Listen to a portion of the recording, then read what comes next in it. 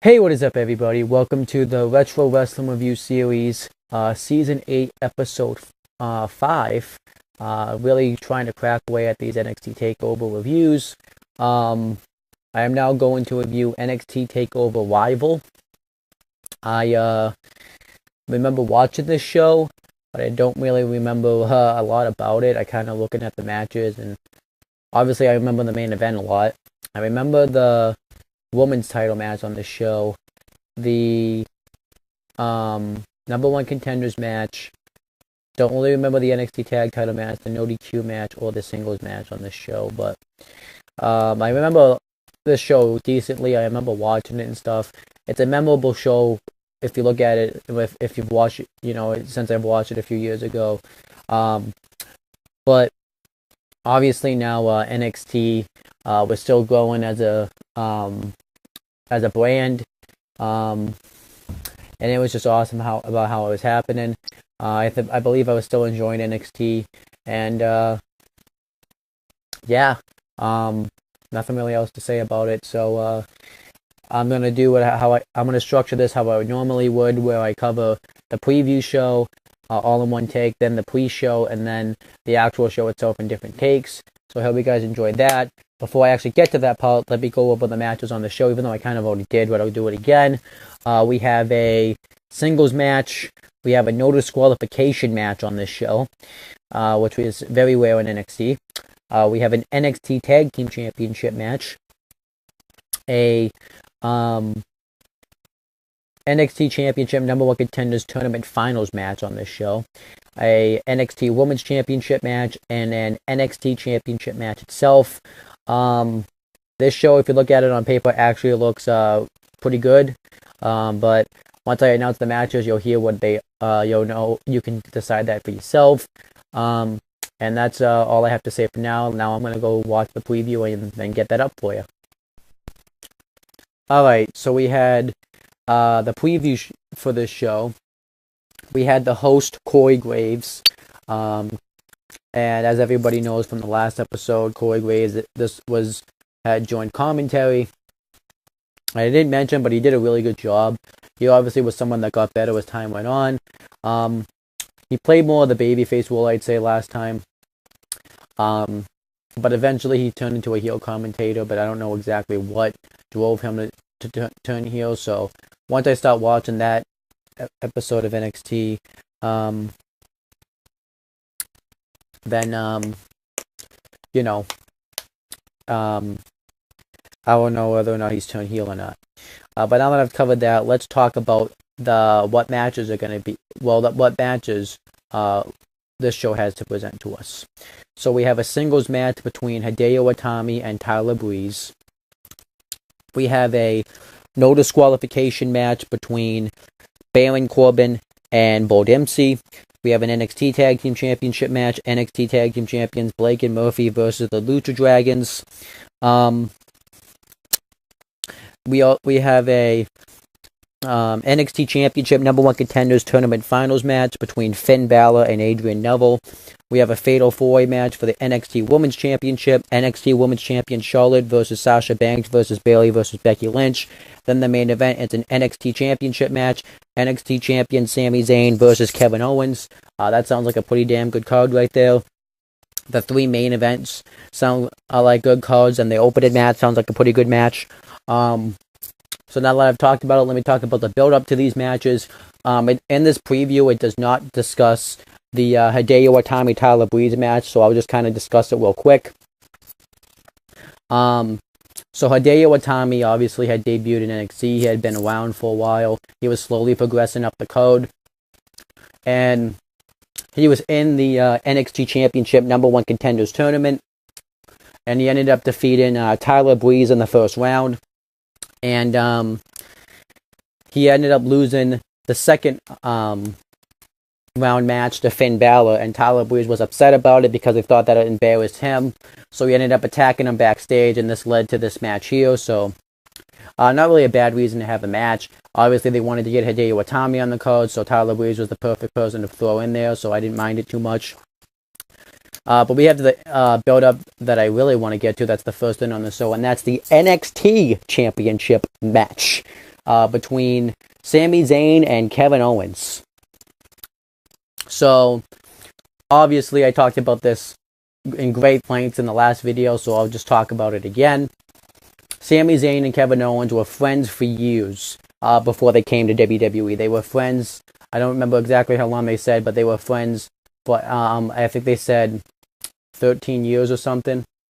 They traveled the world together. They were a tag team, and stuff like Ring of Honor and stuff. And they even feuded. And Sami Zayn got signed to the WWE in 2013. A year before Kevin Owens did. He did his thing in NXT, and then eventually at NXT TakeOver All Evolution, Kevin Owens made his debut. And Sami Zayn had talked about how everything that they did to get in the indie scene was to get to the WWE, and they both finally got there. And Sami Zayn says that he watched Kevin Owens' debut match from the curtain, and he felt tears swarming through his eyes. Tears of joy because he was happy for his best friend, Kevin Owens. And Kevin Owens says that he was happy for himself when he had his first match. He finally felt like he made it to the WWE because he had been fighting for 14 years to get to the WWE. That same night, though, that Kevin Owens' debut, Sami Zayn won the NXT Championship, and it was after a long road where Sami Zayn had come this close, and he had finally won the NXT Championship, and Kevin Owens had said that he was happy for Sami Zayn that he won the NXT Championship. He was thrilled about it. And actually on that same show, you saw them in the locker room together. I didn't mention this in the last video because I forgot to, but you saw Kevin Owens and Sami Zayn in the same locker room when Sami Zayn was prepping to get ready for his NXT Championship match. These guys were friends for years, but then something happened. So Kevin Owens came down and not pretty much after Sami Zayn's celebration, he hugged Sami Zayn. He was the first person to get in the ring with him.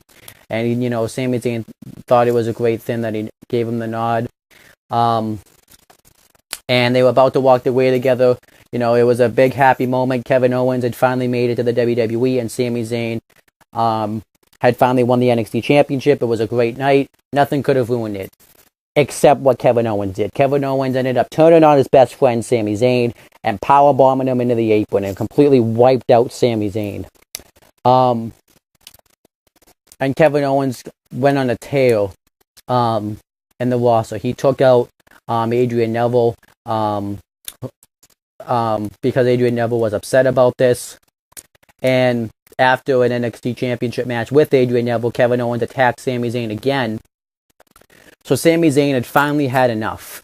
He was supposed to have a match, but he attacked his opponent and before the match started.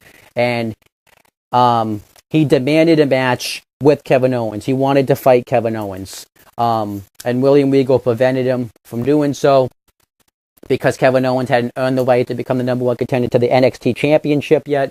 But Sami Zayn says that he's not going to have another match, and he says that he can make the match non-title. So William Regal grants the match at NXT TakeOver Rival. It was and the seats were off. And Kevin Owens, had talked about how there was no real reason he attacked Sami Zayn. He just did it because it was business, because he's here to fight anybody, and he's also here to provide for his family. And he said that it's nothing personal, it's just business. And I like that reason, But you could kind of see that there was something more to the reason that Kevin Owens attacked Sami Zayn. Kevin Owens was obviously jealous about the fact that and upset at Sami Zayn because he said that him and Sami Zayn would come into the WWE together, but Sami Zayn got signed before he did, and that Kevin Owens said that he was a little bit jealous about that. Sami Zayn said that he should have seen this coming, but he just couldn't see it coming. He said that he never thought that on a night like that Kevin Owens would do something like that to his best friend. And this was during the contract signing. They weren't supposed to touch each other, or else the match will be off.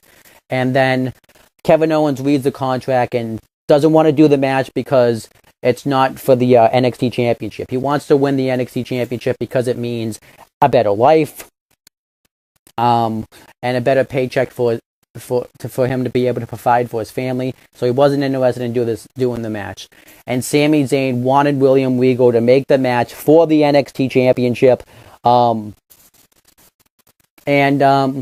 he did. And then the match was set. It was Sami Zayn, Kevin Owens for the NXT Championship. Two former best friends become bitter rivals. Sami Zayn wanted to beat the hell out of Kevin Owens, and it was definitely a match that people really wanted to see. And it was a match that was unpredictable because you didn't know what was going to happen. Because you didn't know if Kevin Owens was going to lose, because this was going to be 2 months to the exact day that Kevin Owens had made his debut in the WWE. And then Sami Zayn, he had just won the NXT Championship. Were they really going to take the title off him? Well, I'll tell you when I review that match. But yeah, that was a pretty awesome feud right there. And then we had the build up to the no disqualification match between Baron Corbin and Bo Dempsey. The reason why this match was happening was because Baron Corbin and Bo Dempsey were both the huge monsters in NXT. They were both people that nobody could stop them. They were dominant, and they started kind of going after each other. They started to run up each other. They would try to beat their opponents faster than each other, and they would have constant face downs with each other. Good stuff that monsters would do, but where they don't touch each other, but you want to see them fight. And eventually, they got into a brawl, which Baron Corbin got the best of, and then we finally got the match. We got the match twice, actually, where Baron Corbin won both times, and one of the times that Baron Corbin won was when he was fighting in that NXT Championship number 1 contenders tournament. So then Baron Corbin faced Adrian Neville in the NXT Championship number 1 contenders tournament, and Bo Dempsey interfered in the match and cost Baron Corbin the chance to advance in the tournament. So this led to this no disqualification match. Not necessarily a bad feud. I actually enjoyed it somewhat. So I actually thought that was a decent feud. And then we had a hacked system where somebody hacked the system. This was obviously they were obviously trying to set up to bring in Solomon Crow, and obviously it didn't really work that well because Solomon Crow really didn't get over all that much, and they didn't really put him in the big spot. So yeah. Then continuing, we have the build up for the NXT Women's Championship match between Charlotte, Sasha Banks, Becky Lynch, and Bayley. Now this one gets into some great stuff here. The reason why this match was happening was because of the fact that I guess it goes all the way back because everybody had considered these women the 4 horsewomen of NXT. These were the main 4 women of NXT: Charlotte, Sasha, Bayley, Becky. And they were the main 4. They were the ones that helped kind of carry that NXT women's division for a while. And, all of their career paths are somewhat similar, but somewhat different. Well, I would say a little bit different. Charlotte had come in, Charlotte and there's storylines with everybody involved in this match. Charlotte and Sasha Banks came into NXT together. They were in the faction known as the BFFs, which actually Charlotte ended up turning on Bayley to join that group, which was interesting. Then it led to eventually Charlotte winning the NXT Women's Championship, and then they ended up doing the split with the BFFs with Sasha Banks and Charlotte. And then Bayley and Sasha Banks continuously to have number 1 contenders matches with each other to win the NXT Women's Championship, because Sasha Banks wanted to take the NXT Women's Championship because she felt like she was the best wrestler. Bayley wanted to achieve her dream to become the new NXT Women's Champion.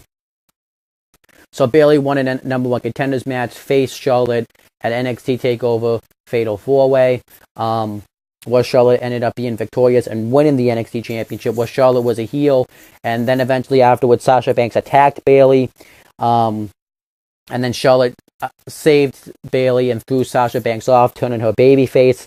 Bayley and Charlotte had another NXT Women's Championship match where Charlotte was able to be victorious again. Sasha Banks took out Bayley. And Becky Lynch, who was a newcomer in NXT, and at first when she debuted in NXT, she was the typical Irish person in the WWE who does the dancing and stuff. She was friends with Bayley, and she confronted Sasha Banks about it backstage, and Sasha Banks said that she needs to bring that aggressive attitude out in her. So then Becky Lynch ended up turning heel and attacking Bayley, and she formed an alliance with Sasha Banks. And yeah, it's definitely interesting. So then eventually Sasha Banks became the number one contender to the NXT Women's Championship at NXT TakeOver Evolution, where Charlotte ended up coming out victorious in that. And then Sasha Banks would get another title shot. Charlotte would win again. And then doing a third NXT Women's Championship match, Becky Lynch ended up attacking Charlotte, causing a disqualification, which Sasha Banks was upset about.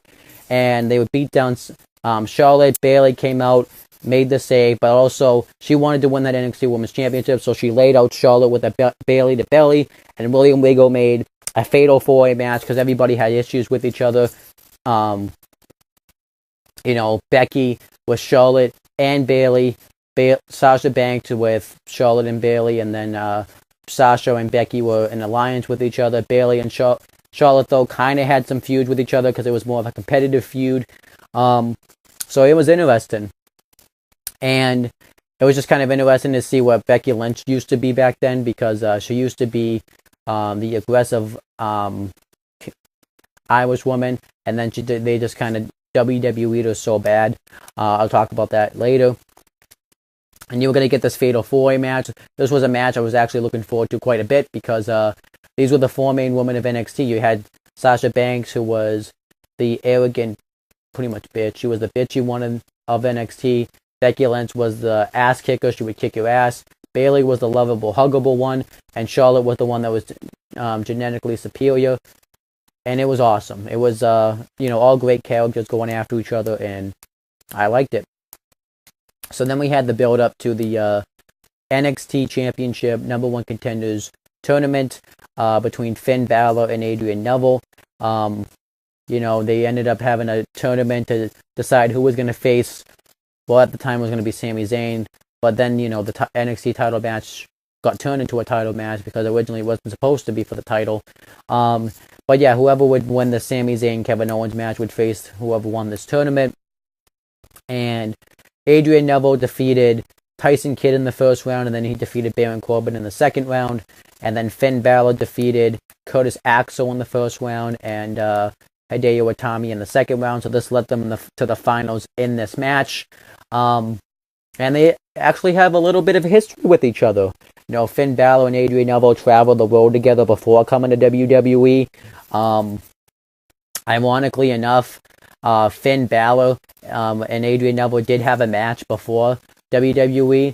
And that was the match that actually got the WWE to sign Adrian Neville, which was kind of interesting. Finn Balor talks about how he respects all of Adrian Neville's accomplishments, about how he was the longest reigning NXT champion of all time. And Adrian Neville says that he respects that he's the newcomer, but he's here to stay on the top of the food chain of NXT. Adrian Neville talks about how him and Finn Balor's path to get to WWE is similar. And they were talking about the demon when Finn Balor comes out and the demon gets loose, and Finn Balor says that it's not going to intimidate. No, Adrian Neville says that that's not going to intimidate him, and Finn Balor talks about how he gets into that place and goes beyond into his demon place, which is awesome. So this feud I liked. I actually liked this feud. It was obviously it was a finals to a good tournament, and it was a feud match between Finn Balor and Adrian Neville that I was pretty interested at the time. Then we had, I believe there's one more match I got to talk about that's for the build-up. It's the build-up for the NXT Tag Team Championship match between Blake and Murphy and the Lucha Dragons. This feud I really don't like all that much. It's the only feud though. What I never got is Blake and Murphy were a jobber tag team for months, and then all of a sudden they in February. Let me actually look it up. It actually has the date on here. On January 28th, 2015, Blake and Murphy won the NXT Tag Team titles from the Lucha Dragons. But they were pretty much jobbers, and they just all of a sudden win the NXT Tag titles. Like, they didn't really build them up, it just happened. I'm all for doing surprise title wins, but that's just... I mean, you can't go from being jobbers to all of a sudden NXT Tag Team Champions. It made no sense. And that was really the only story in this match. This was pretty much the Lucha Dragons rematch. You don't really need to... It's okay. I never really liked Blake and Murphy, though. They were always bland. I still don't like them. Now that they're split up... Well, I just kind of gave away the aftermath. But now that they're split up, I think there could be something with Blake. Not really too sure... not Blake. Murphy. I'm not really too sure about Murphy. So there could be something with Blake. Not really too sure about Murphy. Because I've actually enjoyed some of Murphy's matches. But yeah, this match here didn't have a lot of hype behind it. And it was just kind of weird how they just had Blake and Murphy go from being jobbers to all of a sudden they were NXT Tag Team Champions. It makes no sense. And yeah. And the way he won was stupid too. He Kalisto hit like the Salida del Sol on Blake, and Murphy just kind of went in there and stole the pin and just pinned Kalisto out of nowhere. It didn't make any sense. So yeah, I always Blake.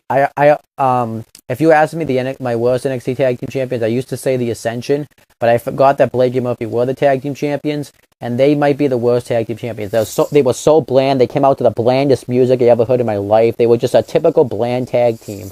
So yeah, but that's pretty much the preview. Now I'm going to actually review the pre-show, so I hope you guys enjoy that. I hope you guys have enjoyed me reviewing the preview. Okay, so next we had the pre-show. So it took me a little while to get this up, but sometimes that happens. Just was busy this weekend. We had the panel of Renee Young, Corey Graves, Jason Albert, and Byron Saxton. So yeah, we know Renee Young has recently gone on since this show to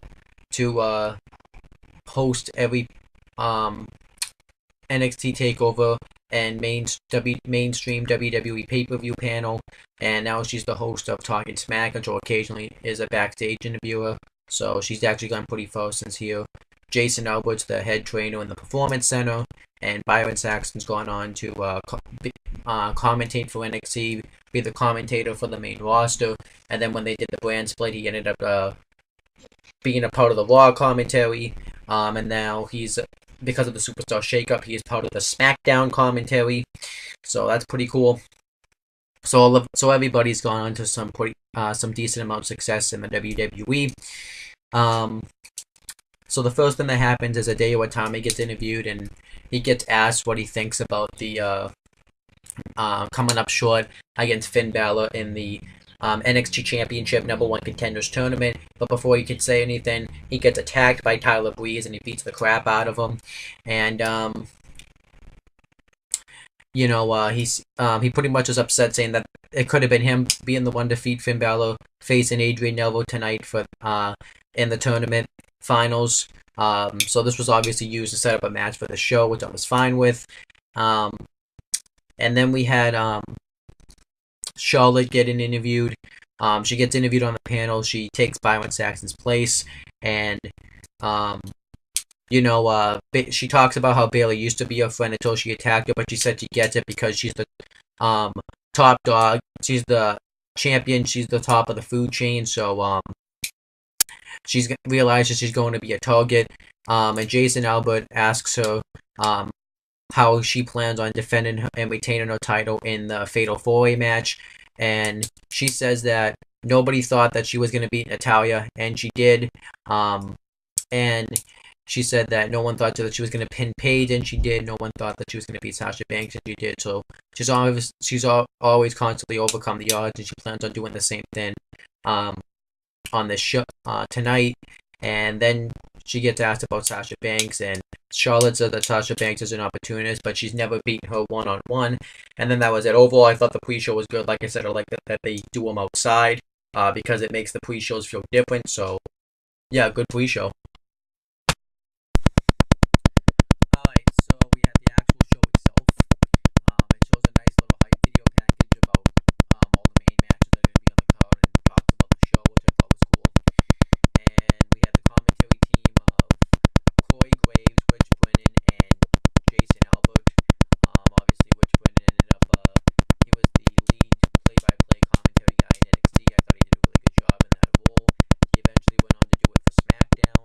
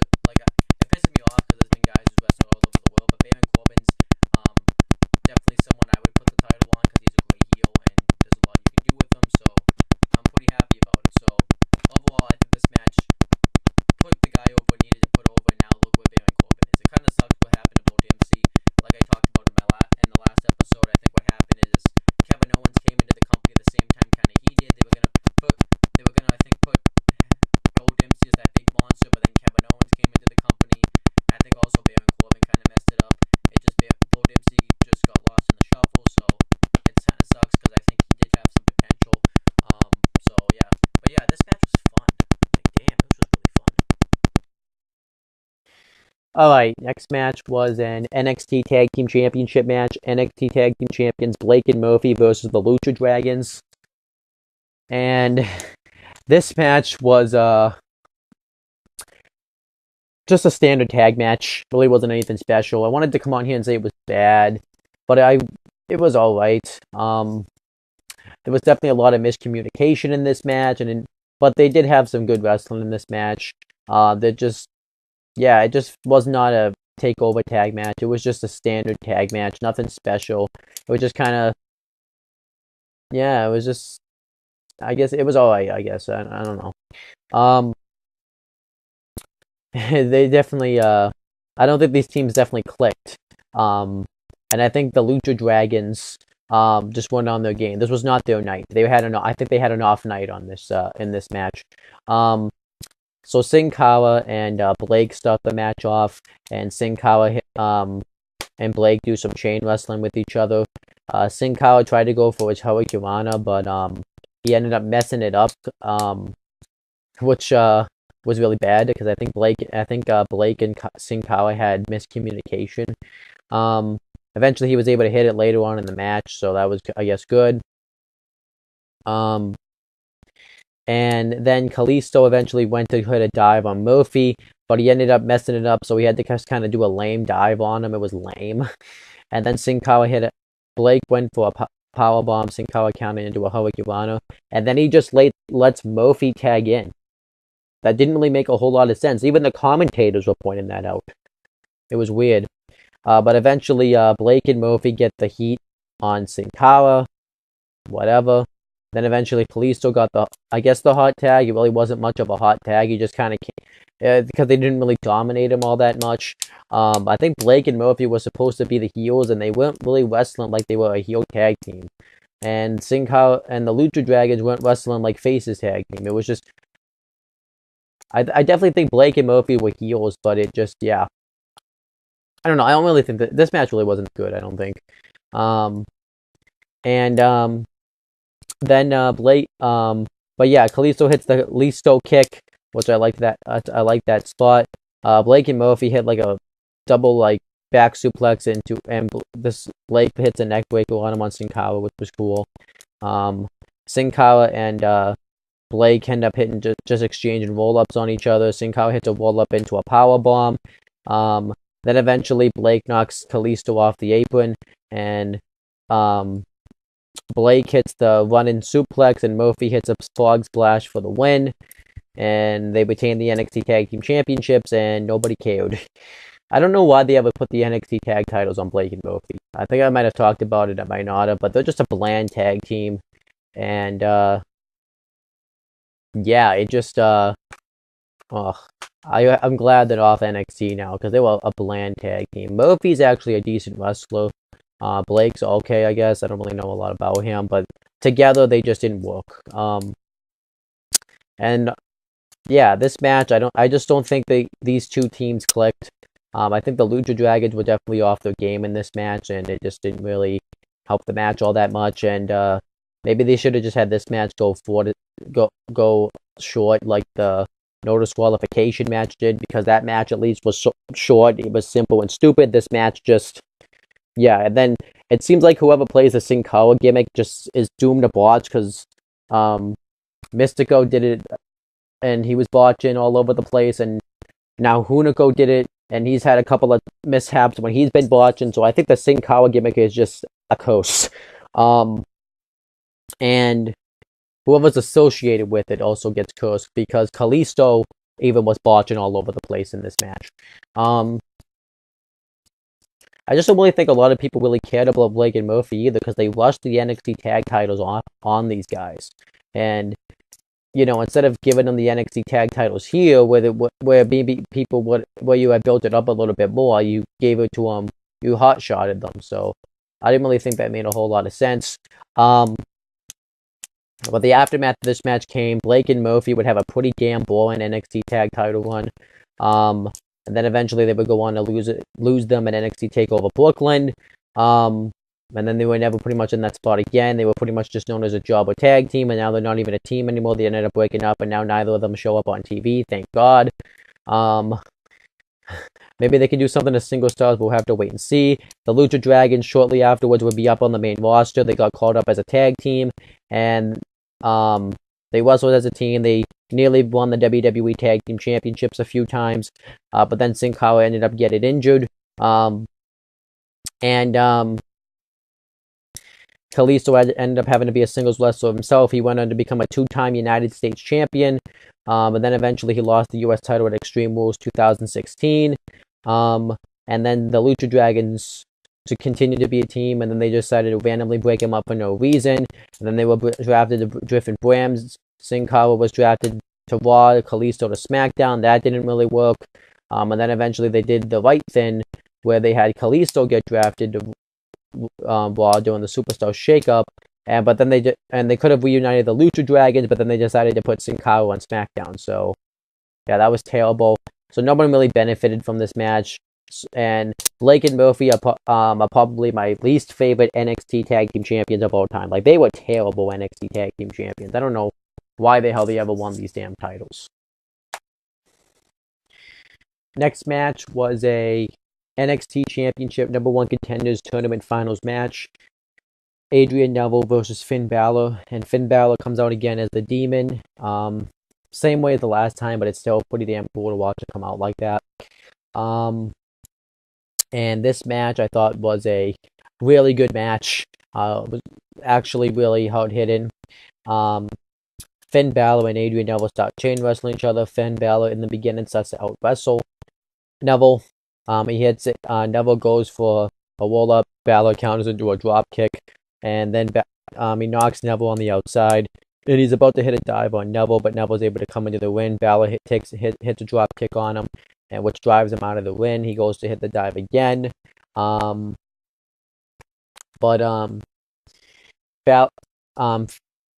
Neville hits a right hand, then he hits a springboard drop kick, and Neville takes control of the matchup. He really starts to wrestle down Balor.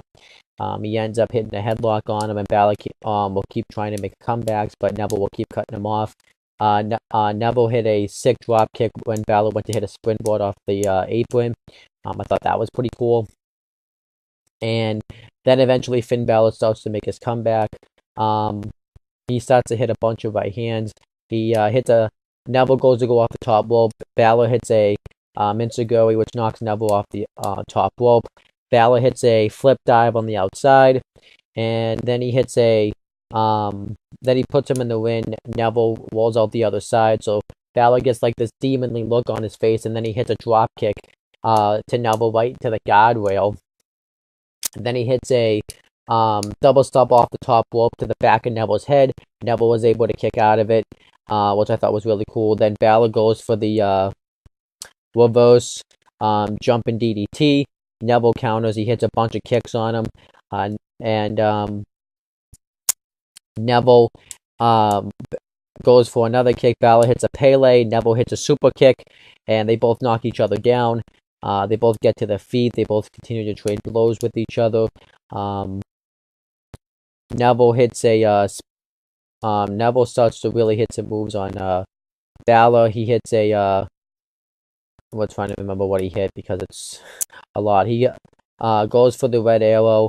No, he hits I think he pinned him after the super kick. Then he hits a corkscrew off the top rope. Balor kicks out. Balor hits the reverse jumping DDT. Neville kicks out. Neville hits a slam, and he goes for the red arrow, but Balor gets the knees up.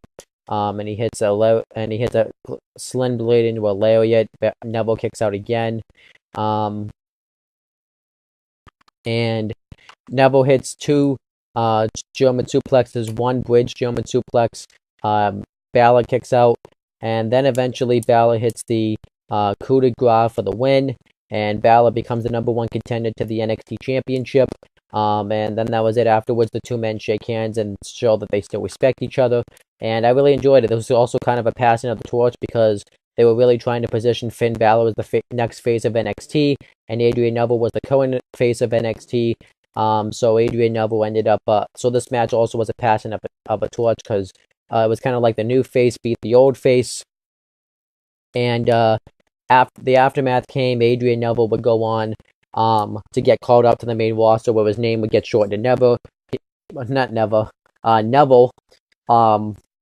And then he would kind of flounder around. He had some big matches at first, but then he started to kind of flounder around. Then he ended up getting injured just before WrestleMania 32 in March of 2016.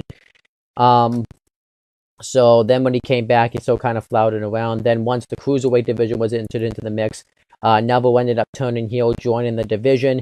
He ended up winning the Cruiserweight Championship at the Royal Rumble in 2017, and he pretty much run roughshod into the Cruiserweight division. So Neville went decently far from this. They're finally utilizing him in a big way, and he's actually the most interesting, other than I would say his NXT run here, than he's ever been in his career. I don't think this was his last match. I think he had one more match against Kevin Owens in NXT, and then Finn Balor would go on to eventually win the NXT Championship at Beast in the East, and he would break Neville's record of becoming the longest reigning NXT champion in history. And Finn Balor would hold that title for a while. He became the face of NXT, and then eventually he dropped the title. He would get called up to Raw. He went up. He became the first ever WWE Universal Champion, and then he ended up getting injured, and now he's just recently returned. So Finn Balor went far from this match. So both guys benefited from this match. And what I liked about this match is this was just a nice pure wrestling match. It didn't have a lot of high spots in it. The match did slow down in the beginning, then it really picked up towards the end. And I like matches like that. Sometimes you don't do a bunch of spots right away. You start off by having just a nice slow wrestling match. And then if you want to do a bunch of spots, plus this match needed to be fast paced with the way these two wrestle. So I enjoyed this match. It was really good. And obviously they've wrestled this match like a big deal since this was the finals to a tournament. So overall, this match I thought was really good. Okay, so next match was a fatal four-way match for the NXT Women's Championship. NXT Women's Champion Charlotte versus Bayley versus Sasha Banks versus Becky Lynch. This match was really damn good. I think I enjoyed this match maybe a little bit more than the Balor Neville match, just because of the emotion in this match, and just because of the story that was being kind of told in this match. So I kind of liked in this match how everybody right away went right after Charlotte because she's the champion. You want to take out the champion because, she can't be pinned or made to submit just to win the title, and she has to actually get the pinfall or submission to retain the title. Makes sense. And I kind of like how Bayley and Charlotte didn't work together at all, actually. Bayley actually was kind of going right after Charlotte. That was pretty interesting. But in the beginning of the match, Sasha and Becky Lynch were working together. But eventually, Charlotte is able to knock both Becky and Sasha out of the ring, and it's just kind of down to a one-on-one match between Charlotte and Bayley, and they start kind of chain wrestling each other, hitting chops and right hands. Charlotte goes to pin Bayley, but Becky and Sasha pull her out of the ring. They throw her back force into the LAD board that across the ring, which breaks the thing. It actually ends up turning up. The light ends up turning out. So I thought that was actually really cool. And then Sasha and Becky go in the ring. They double team Bayley. They pick her up and just hit like a wheelbarrow suplex into the turnbuckles. And they both go to pin Bayley, but the referee can't count it because only one of them can pin Bayley. And Sasha's like, "I made you. You let me get this pinfall." And then she's like, "Yeah, whatever." Then she hits a reverse exploder suplex on Sasha Banks. And then Becky Lynch hits 3 leg drops on Bayley, covers her, doesn't get the pinfall. Becky Lynch starts targeting the injured leg of Bayley. She hits a reverse figure 4. Sasha Banks breaks it up. And she talks shit to Becky Lynch. But Becky Lynch continues to fight back. Sasha Banks, though, tries to do the double knee drop in the corner, but Becky Lynch moves out of the way. She hits a missile drop kick onto Sasha Banks. Sasha kicks out of it. Then Charlotte gets in the ring, hits a neck breaker onto Becky and hits one on Sasha. Tries to cover her, but Becky breaks it up. And then eventually Sasha hits the double. Charlotte starts to fire on all cylinders on both women. She goes to hit a spear on Sasha. She accidentally spears Becky. And she beats the crap out of Sasha, goes to charge at her in the corner. Sasha moves out of the way. Then she goes for the double knee drop. However, Becky intervenes, but Sasha's able to hit a head scissors and send her face first into the turnbuckle. Then she hits a double knee drop on both Charlotte and Becky. She goes to cover both of them. Both women kick out. Then Bayley gets into the ring, starts to fire off on everybody, hits a bunch of elbow drops in the corner on smashes in the corner on Charlotte. Then she hits a Bayley to belly on Sasha. Becky Lynch breaks it up, throws her out of the ring. Becky and Bayley brawl around ringside. Then Sasha hits a suicide dive on both women, and then Charlotte hits a dive and takes everybody out as well. And then she puts Becky Lynch in the ring. Becky Lynch hits an exploder suplex on Charlotte. Charlotte kicks out. And then Charlotte goes for the figure four, but Sasha Banks intervenes. And eventually, what else happens? Bayley hits a hurricanrana off the top. And Charlotte kicks out of it.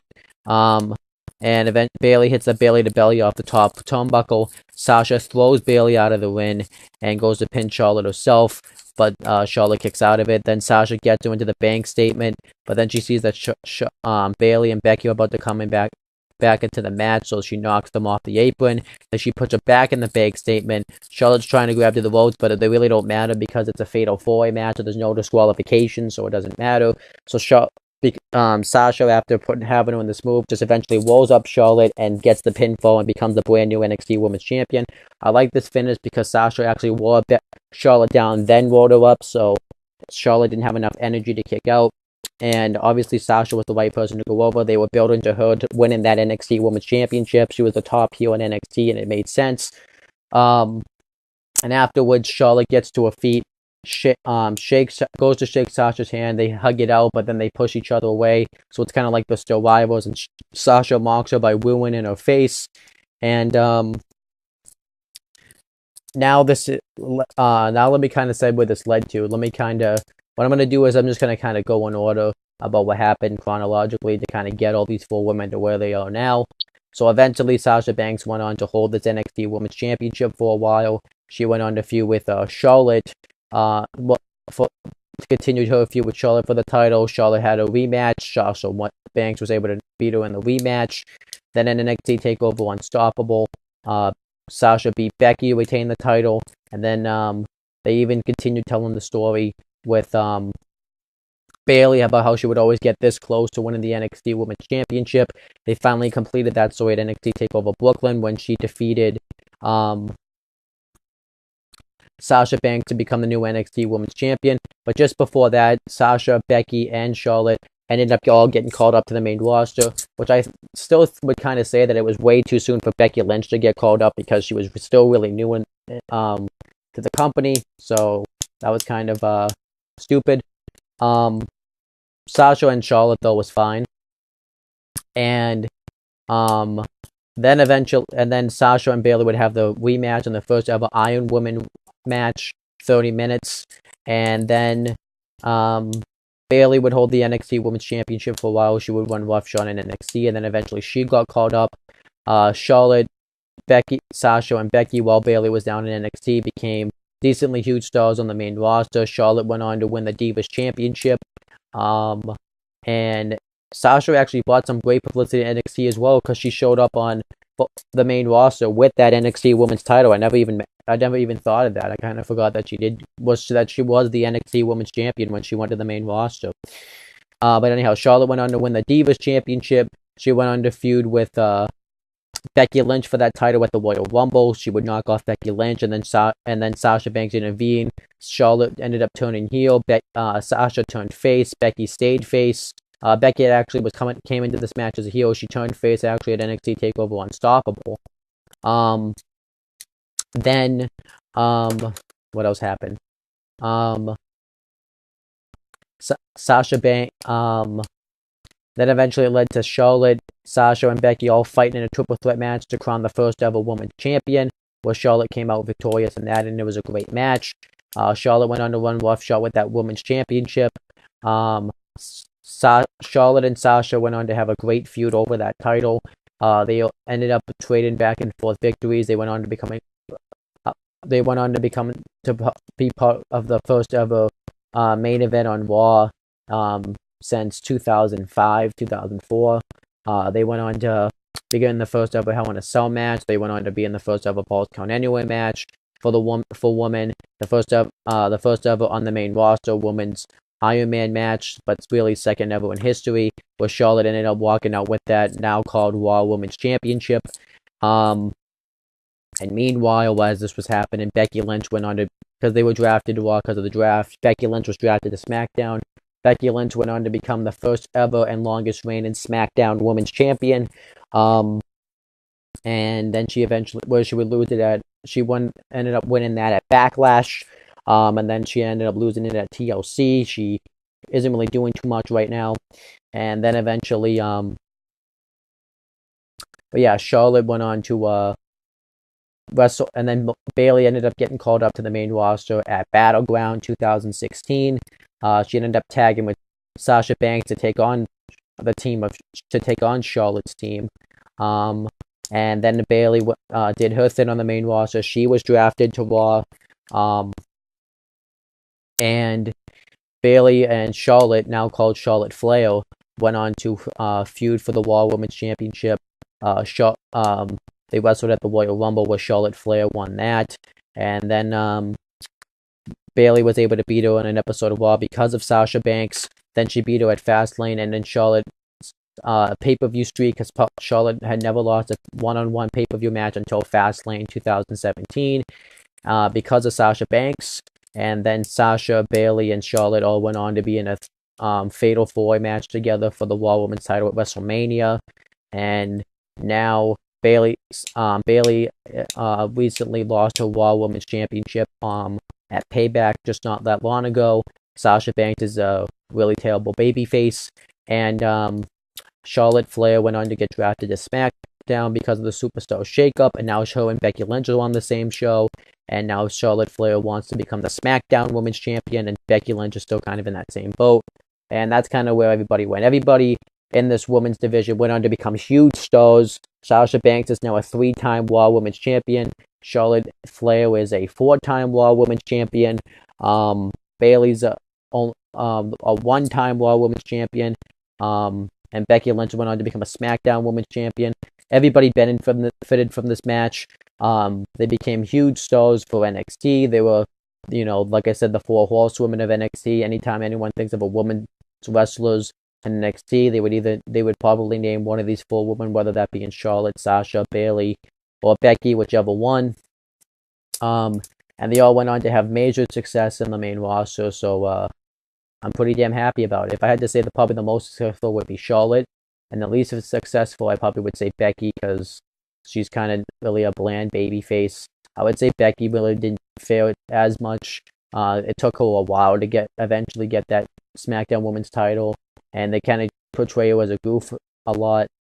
Sasha Banks, it's benefited pretty well, but she really needs to have that heel turn again, because the way that she acts on NXT, I've been noticing these past few takeovers or specials, needs to be the way that she's been acting on the main roster.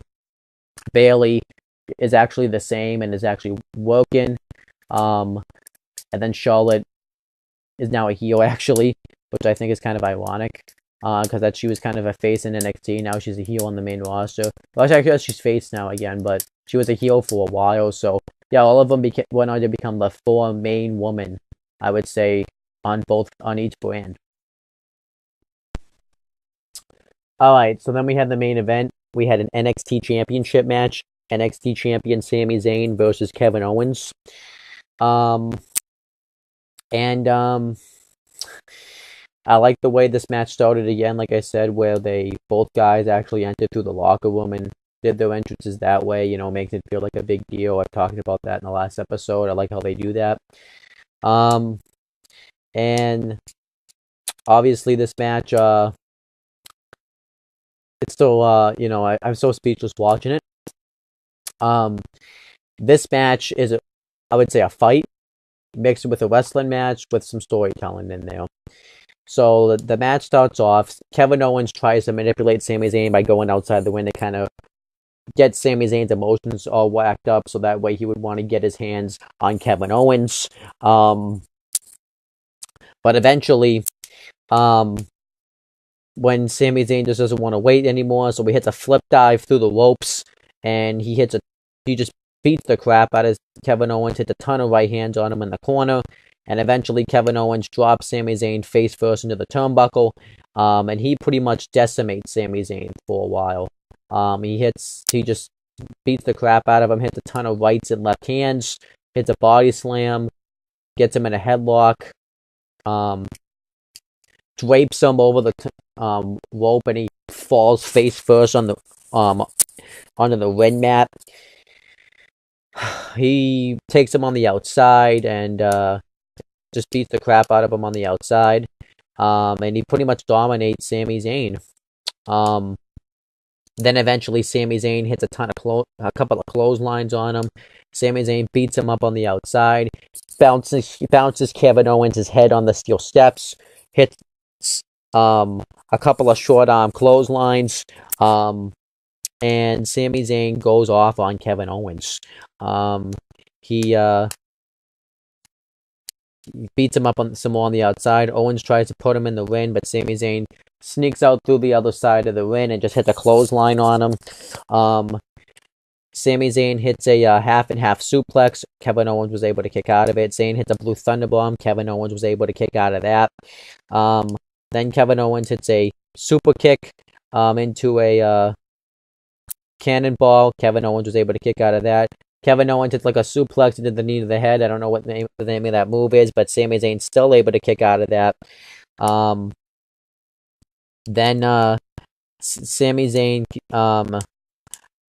and Kevin Owens continue to have their match.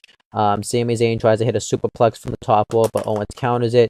Owens goes for the swanton bomb. Zayn gets the knees up, and Zayn goes for hits an exploder suplex and goes for the haluva kick. But Owens rolls out of the ring, and he goes, and Zayn goes out after him, and Owens goes to hit the power bomb into the apron, but Zayn holds onto the ropes, and he hits a slingshot, like the springboard, moonsault on the outside, and Zayn hits the back of his head on the entrance ramp, which looked brutal. So then Sami Zayn starts to kind of lose his balance, and he feels like a little woozy, so he puts Owens in the ring. He tries to set up for the haluva kick, but he's kind of still on the head injury, but he still tries to go for it anyways. Owens hits a pop-up powerbomb on Zayn, covers him. Zayn's able to kick out, and Owens is in disbelief about it. And then Zayn realizes that Owens has a bullseye, and he hit his head. So Owens targets the injured head of Sami Zayn, and he beats the crap out of him. And it gets to the point where the doctors have to step in to see if Sami Zayn can continue, but he says he can. And then Owens hits another two more power bombs on Zayn. Zayn just barely kicks out. He just lifts the shoulder off the mat, but he's still kind of out of it. He was just kind of kicking out due to instinct. And the doctors continue to check on Zayn, but Owens pulls him back, hits just power bomb after power bomb after power bomb on Zayn. And it was getting to the point where the NXT universe, the fans, were in disbelief. Like, you never really hear the fans not say anything. Well, they were like in shock. They were just appalled about what happened. They were booing Owens. Corey Graves, who's normally a heel commentator, was even like, "Enough is enough, Kevin Owens." It was pretty. And normally he's in favor of the heel, so to hear him not be was kind of interesting. And then eventually the referee pulls Owens off of Zayn, stops the match, awards Kevin Owens the victory since Zayn can't continue, and Kevin Owens becomes the brand new NXT champion. And he did exactly what he said he was going to do. He won the NXT championship 2 months into the date. And talking about bringing in somebody huge, I think Kevin Owens winning this title here made sense, because you really couldn't have Sami Zayn win. You could have, because he just won the championship. But, Sami Zayn, if he had won this match here, he would have still kind of been a born NXT champion, because sometimes the problem is, like I said, with the underdogs finally getting the championship. Once the title reign happens, the title reign kind of ends up being pretty boring. Well, this way you could kind of freshen it up, because sometimes it's better for somebody to chase the championship than to actually get the championship. And Sami Zayn was one of those people. You know, Sami Zayn had an obstacle to overcoming Kevin Owens, and Kevin Owens winning this championship made sense. And obviously, this led to afterwards, Sami Zayn would be taken off TV. Kevin Owens would run roughshod as the NXT champion. Eventually, Sami Zayn returned. Owens and Zayn would have a rematch at NXT TakeOver Unstoppable for the title, where again Kevin Owens ended up again taking out Sami Zayn and putting him out of action. He ended up injuring his shoulder. Kevin Owens would get called up to the main roster. Sami Zayn would return on an episode of NXT, kind of finish out his dates in NXT, but since Owens was already on the main roster, they couldn't continue the feud down in NXT. So what they did was instead, Sami Zayn finally got called up to the main roster at the Royal Rumble, at the 2016 Royal Rumble, where he ended up eliminating Kevin Owens and costing him the WWE World Heavyweight Championship. And then it wasn't done there. Sami Zayn returned again on an episode of Monday Night Raw, attacked Kevin Owens again. Zayn and Owens both ended up competing at WrestleMania 32 in the Intercontinental Championship ladder match, where they both didn't win the title, but Zayn screwed Owens over from being able to retain his Intercontinental Championship, because Owens had since then gone on to become a two-time Intercontinental Champion. Then at Payback, Owens knocked off Sami Zayn, continuing the feud, and then they both, at Extreme Rules, they both participated in a Fatal 4-Way match for the Intercontinental Championship, where they both cost each other the match again. Then at Money in the Bank, they both participated in the Money in the Bank ladder match, where Kevin Owens prevented Sami Zayn from winning.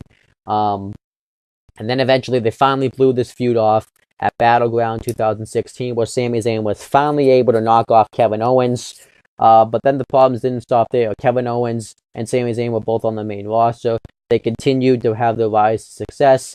Kevin Owens, at the end of August, would become the brand new WWE Universal Champion, while Sami Zayn didn't. And they would have a few matches, and they still have a few matches on Raw. They both ended up being drafted to Raw because of the brand split. And Sami Zayn and Owens, like they said, they're destined to fight forever. They do that. They still have matches with each other, where either one will get the upper hand on each other. And then during the Superstar Shakeup, Kevin Owens and Sami Zayn were moved over to SmackDown, where Kevin Owens and Sami Zayn still have run and stitch with each other. Kevin Owens has gone on to become a pretty decent-sized star. He's the longest-reigning Universal Champion in history. He's a two-time United States Champion, a two-time Intercontinental Champion, and obviously he's won the NXT title. Sami Zayn hasn't really been able to hit his been used to his potential yet, though. He's been kind of fed to monsters.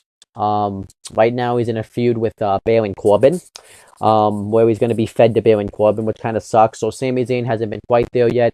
I do see now that Sami Zayn is on SmackDown, though, him eventually becoming a future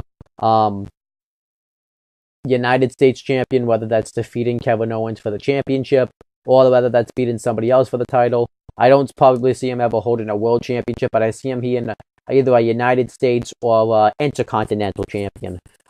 Even maybe forming a tag team with someone and becoming either the Raw or SmackDown Tag Team Champions. I do see Sami Zayn doing something like that. It kind of sucks for him, though, because he's really talented. And this match, I thought was really good. I thought this match actually, though, I didn't really say it, but this match right here I thought really good. This match, told a really good story about Kevin Owens destroying Sami Zayn. Sami Zayn continuously trying to fight back. Sami Zayn showing that he has heart, doesn't want to quit. But Kevin Owens willing to do anything to win the NXT Championship. So I thought in that sense this match worked really well. So overall, this was a success. Okay, so now it's time for me to give my star ratings and give my overall thoughts on the show. So let me start by giving the star ratings for the matches first. For the singles match, I'm going to give that 2.5 stars. I thought that was a good opening matchup. For the no disqualification match, I'm actually going to give that 2 stars because that match was fun and the white guy won. And, the white guy ended up getting over. The NXT Tag Team Championship match, I'm going to give that 1 star because The match was just it was just an average tag match. It was very botchy. Didn't really know what was going on. The crowd wasn't into it. And if an NXT crowd isn't into a match, you know you're doing something wrong because they're always into everything. So for the NXT Championship #1 Contenders match, I'm gonna give that 3.5. I don't really know for this one actually. I want to give it like 3 stars. But it was a little bit better than 3 stars. I'm gonna give it like 3.5 maybe. But the woman's title, I'm gonna give that 4. I don't want to give that the #1 contenders of the NXT Championship match. I'm gonna give 3 stars, and then the women's championship match I'll give 3.5 because that was actually really good. And then the NXT Championship match, I'm actually gonna give this match 3. Maybe I'll give like actually I'm gonna give the NXT Championship #1 contenders match 3.25. And I'm gonna give the NXT Championship match probably 3.5 because that's actually I really enjoyed those 3 matches. Reason why I'm giving the NXT Championship #1 contenders match because that just was a really good all around match. It was the finals of a tournament. You positioned Finn Balor as a future star for the NXT. I like that women's title match a lot because it did a good job telling the story. You were building up the woman to becoming future stars. You were Sasha Banks. You finally put the title on her. It was a nice emotional moment. You did some good storytelling in that match. I like that match a lot. And it continued to set the foundation for women's wrestling. And Owens and Zayn, for the reasons I just explained, I thought they did a good job telling the story, and I just really enjoyed that match. So I'm going to do my star ratings again. I think I finally have it figured out. Hideo Itami versus Tyler Breeze, 2.5 stars. No disqualification match, 2 stars. NXT Tag Team Championship match, 1 star. NXT Championship #1 contenders tournament finals match, 3.25. NXT Women's Championship match, 4 stars, and NXT Championship match, 3 stars. So those are my ratings. Overall, I actually really enjoyed this show. I thought it was actually a really good show. If I had to rate it, I'd probably rate it maybe a 7 out of 10 because I just thought it was good. No, maybe 7.5. It wasn't quite on the level as NXT TakeOver or Evolution. I enjoyed that a little bit more just because of where it was leading to, but I still really enjoyed it. Nothing really to complain about. It's fun to actually watch these NXT TakeOvers again because it actually it's just fun. I enjoy them. But that's pretty much it, guys. Thank you guys for watching this video. Please make sure to subscribe to all my channels down in the description box. And that's pretty much it, guys. Talk to you later.